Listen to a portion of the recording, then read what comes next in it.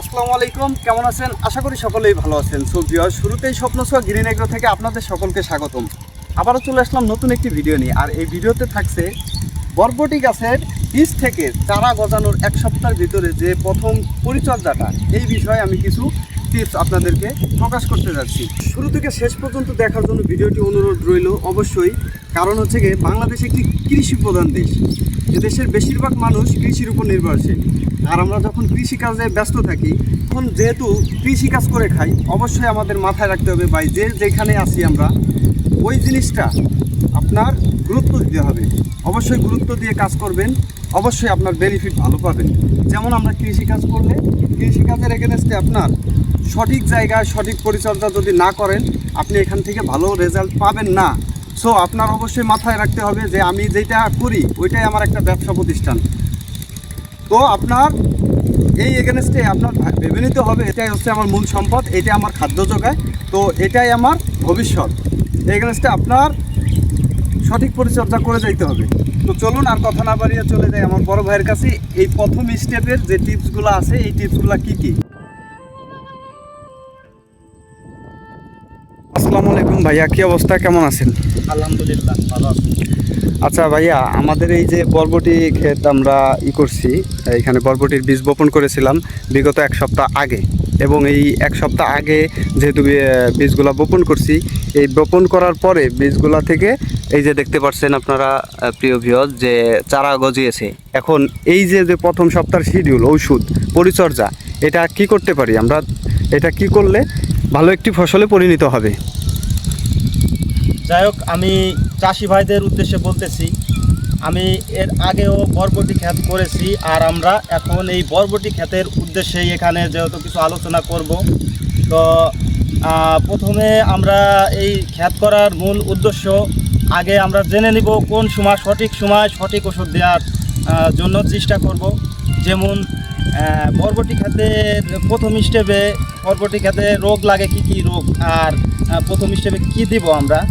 তো আমি যখন খেতে আসব প্রথমে এভাবে দেখে নিব যে আমার ক্ষেতের কি সমস্যা। যেমন বরবটি ক্ষেতে আমি আগেই বলছি ফাঙ্গাসজনিত সমস্যা বেশি হয়। তো এই ক্ষেত্রে বরবটি ক্ষেতে আমি আসলাম, এখন দেখা যাইতেছে যে কিছু মানে 100 ভিতরে হয়তো একটা গাছে এইভাবে দেখা যায় যে গোড়া পচা লাগছে। তো এই গোড়া পচার জন্য সর্বপ্রথমে আমি চাষি ভাইদের বলতেছি যে আপনারা সঠিক ওষুধ ইউজ করবেন। যেমন গোড়া পচার জন্য ব্রিডোমিল গোল্ড, মেটালিক্সিলের ম্যানকোজেব গ্রুপের, এবং সিটেটের আছে জি মেটালিক্সিল, এমন ভালো ভালো কোম্পানির অবশ্যই মেটালিক্সিল ম্যানকোজেব গ্রুপের প্রথম ছত্রাকনাশক হিসেবে যদি গোড়া পচা লাগে ইউজ করবেন। আর যদি গোড়া পচা না লাগে, দেখেন যে গাছ ভালো আছে, এই ক্ষেত্রে আপনারা হার্ড কোনো ওষুধ ইউজ করবার চেষ্টা করবেন না। আর এর সাথে আমরা কীটনাশকভাবে ইউজ করতে পারি কি, বরবটি খেতে দেখা যায় ছানা পোকা লাগে। এই ছানা পোকার জন্য আমরা ইউজ করছি অ্যামামেকটিন বেনজয়েড গ্রুপের যে কোনো ওষুধই আমরা ইউজ করি। প্রথমেই আমি বলেছি যে ভালো কোম্পানির ইউজ করব। তো অ্যামামেকটিন বেনজয়েড গ্রুপের ইউজ করতে পারি, সিনজেন্টা কোম্পানির প্রোক্লেম, কিংবা যে কোনো ভালো লেভেলের অ্যামামেকটিন বেনজয়েড ইউজ করবেন। আর এর সাথে সাপোর্ট হিসেবে ল্যামডা সাইহ্যালোথিন দিয়ে দেবেন। যাই হোক, আমি প্রথম স্টেপে যেটা বললাম অ্যামামেকটিন বেনজয়েড গ্রুপের ওষুধ, আর এর সাথে ছত্রাকনাশক হিসেবে মেটালিক্সিলেন ম্যানকোজেব গ্রুপের ওষুধ যে কোনো ভালো কোম্পানির ইউজ করবেন। আর তারপরে আপনারা আরেকটা কথা জেনে রাখেন, খেতে সব দিন এক ধরনের ওষুধ ইউজ করা যাবে না।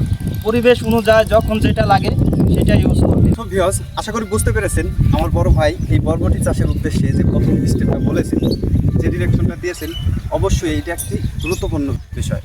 আর এই ভিডিওতে যে বিষয়গুলো উপস্থাপন করা হয়েছে, অবশ্যই আপনারা অবহেলা করবেন না। যদি অবহেলা না করেন, এর থেকে আশা করি ভালো একটা ফল পাবেন। এটা শুধুমাত্র আমাদের যে সবজি চাষি কৃষি ভাইদের জন্য।